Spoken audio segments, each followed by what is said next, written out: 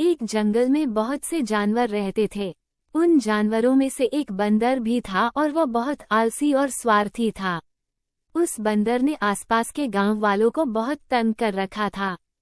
उस जंगल के पास एक नदी थी जिसमें एक कछुआ भी रहता था जो बहुत मेहनती था। एक दिन कछुए ने मधुमक्खियां के काम में उनकी सहायता की। वे अपने छत्ते को छोड़कर दूसरी जगह जा रही थी। उन्होंने कछुए को उनकी सहायता करने के बदले में एक थैली में शहद भर कर दिया।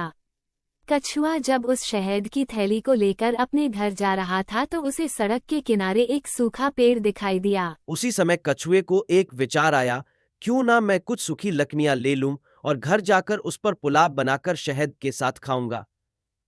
कछुए ने थोड़ी सी लकड़ियां लाकर रख दी। जैसे ही वह दूसरी बार लकड़ियां लेने के लिए गया और वापस आके देखा तो उसकी थैली को बंदर लेकर बैठा हुआ था। बंदर ने जैसे ही कछुए को देखा वो बोला, कछुए भाई, ये देखो आज का दिन मेरे लिए कितना अच्छा है, मुझे यह शहद की थैली यहां मिली। कछुआ बोले, यह शहद की थैली तो मेरी है, मुझे वापस कर दो, मैं लकड़ियां लेने गया था। परंतु बंदर ने बोला कि है यह थैली मुझे मिली है तो यह मेरी हुई, मैं तुम्हें नहीं दूंगा। और यह कहकर बंदर वहां से भाग गया।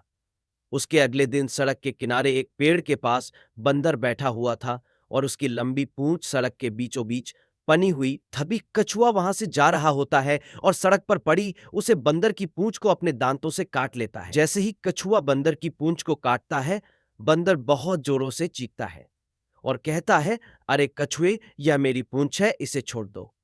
छुआ बंदर की पूंछ को अपने पैरों से दबा लेता है, कहता है, सड़क पर पड़ी हुई चीज जिसको मिले उसकी होती है और यह है पूंछ सड़क सन का पड़ी हुई थी तो मेरी हुई।